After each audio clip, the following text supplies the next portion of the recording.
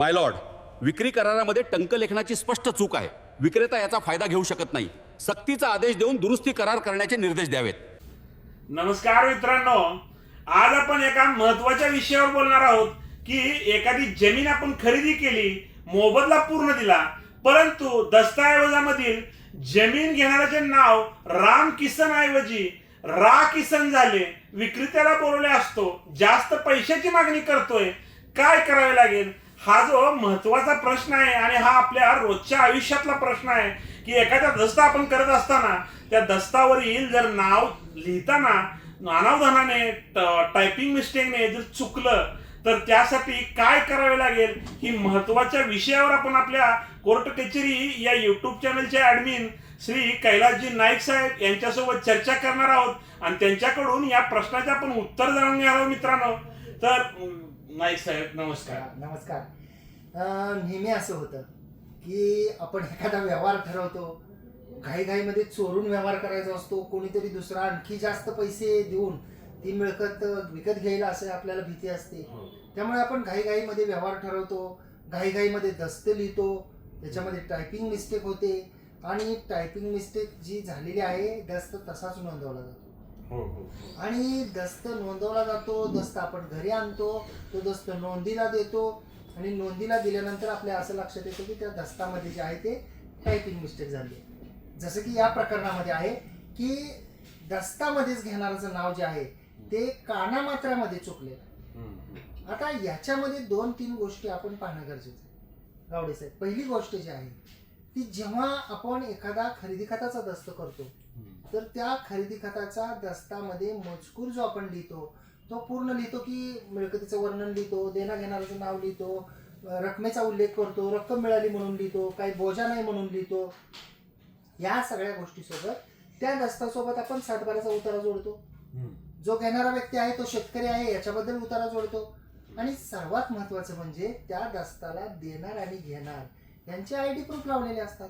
म्हणजे जसं की आधार कार्ड, म्हणजे आधार कार्डावर नाव बरोबर आहे आणि दस्तामध्ये जे आहे ती कानामात्रामध्ये जर फक्त चूक असेल तेवढ्यापुरती, एखादा काना राहिलाय, एखादा मात्रा राहिलाय, तर तो काय फार गंभीर विषय नाही. आता जेव्हा नोंदीसाठी हे प्रकरणं दिली जातात त्यावेळी इतक्या छोट्या गोष्टी खरं तर पाहिल्या नाही पाहिजे.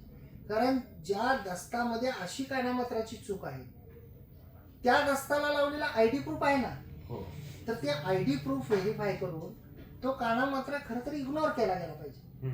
परंतु जेव्हा अशा त्रुटी निघतात तेव्हा असं सांगितलं जातं की तुम्ही चूक दुरुस्ती दस्त करू नका. आता चूक दुरुस्ती दस्त करायचं म्हटलं तर देणार आणि घेणार दोघ जण पाहिजे. आता एकदा देणाऱ्याने एकदा मिळकत विक्री केली की तो काय पुन्हा येत नाही. पुन्हा यायचं म्हटलं किती पैसे मागतात. कारण जसं आता ग्रामीण भागामध्ये म्हणतात की आपलं घोंगडं त्यांच्या खाली असा विषय आहे की साहेब, बरेचसे लोक गाव सोडून गेलेत, पुणे मुंबई अशा मेट्रो सिटी मध्ये गेलेले आहेत आणि ते परत यायला अडचणी होणार. मग अशा वेळी जे आहे ते चूक दुरुस्तीचा दस्त जर करायचा असेल तर आपल्याला दोघ जण लागतील. बरोबर. त्यामुळे चूक दुरुस्तीचा दस्त जर नोंदवून द्यायला तयार असतील तर चूक दुरुस्तीचा दस्त करून घ्यावा. जर समजा चूक दुरुस्तीचा दस्त ते करून देण्यास तयार नसतील आणि अशा स्वरूपाच्या किरकोळ कानामात्राचा जर विषय असेल तर आपण महसूल अधिकारी यांच्याकडे अर्ज द्यावा, त्यांना विनंती करावी आणि त्यांना त्या डॉक्युमेंट सोबत जोडलेले जे कागदपत्र आहेत जसं की आधार कार्ड. आपल्याला आणखी एक गोष्ट या निमित्तानं सांगू इच्छितो की आपण खरेदी खत करत असताना डाटा एंट्री सुद्धा करतो. सगळ्यात आधी त्या डाटा एंट्रीमध्ये काय असतं तर देणार घेणाऱ्याची नावं असतात, मिळकतीचं वर्णन असतं, खरेदी किंमत असते. जे पूर्ण वर्णन जे आहे सारांश तो त्या डाटा एंट्रीमध्ये असतो. आणि जर डाटा एंट्रीमध्ये नाव बरोबर असेल आणि जर दस्तामध्ये अशा स्वरूपाचं काना किंवा मात्रामध्ये फक्त जर फरक पडलेला असेल, पूर्ण नाव वेगळं असेल तर ऑफकोर्स आपल्याला चूक दुरुस्ती दस्तच करावं लागेल.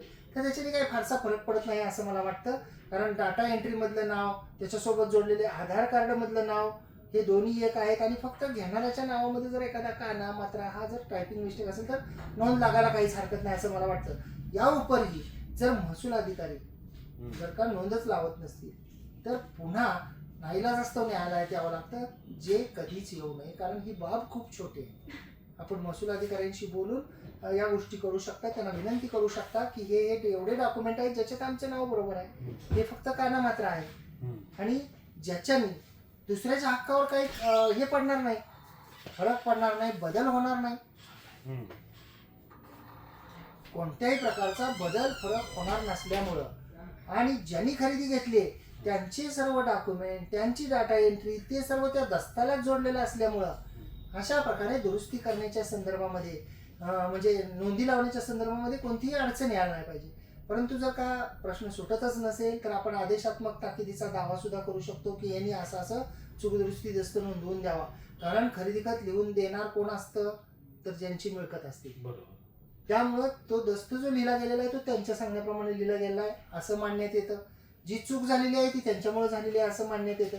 त्यामुळे खरेदी घेणाऱ्यांना तोही शेवटचा पर्याय आहे. माननीय कोर्टामध्ये दावा दाखल करून त्यांनी अशी चूक दुरुस्ती करून चूकदुरुस्त दस्त नोंदवून द्यावा असा आदेश त्यांना करण्यात यावा. परंतु त्याचं लेंथी प्रोसिजर आहे, त्याला खूप वेळ जातो, खूप पैसा जातो आणि बाब छोटी आहे. त्याच्यामुळे आपण ही इतर जी कागद आहेत गावडे साहेब तर ती महसूल अधिकाऱ्यांना दाखवून आपण ती क्युरी दूर करून घेतली तर सोयीचं. म्हणजे एकंदर जरी नाव चुकलं तरी घाबरण्याचं काही कारण नाही आहे. पैसे मागत असतील तर आपण माननीय न्यायालयामध्ये जाऊन त्या चूक दुरुस्तीबाबत त्यांनी जर पैसे मागत असतील की आम्ही त्याशिवाय दुरुस्ती करायला येणार नाही तर आपल्या पुढे दावा दाखल करू शकतो. तर मित्रांनो, अशीच कायदेविषयक नवनवीन माहिती जाणून घेण्यासाठी अद्याप जर तुम्ही आमच्या कोर्ट कचेरी या युट्यूब चॅनलला सबस्क्राईब केलं नसेल तर सबस्क्राईब करा. त्यासोबतच आमच्या कोर्ट कचेरी ऑफिशियल इंस्टाग्राम व कोर्ट कचेरी ऑफिशियल फेसबुक पेजला फॉलो जरूर करा. धन्यवाद.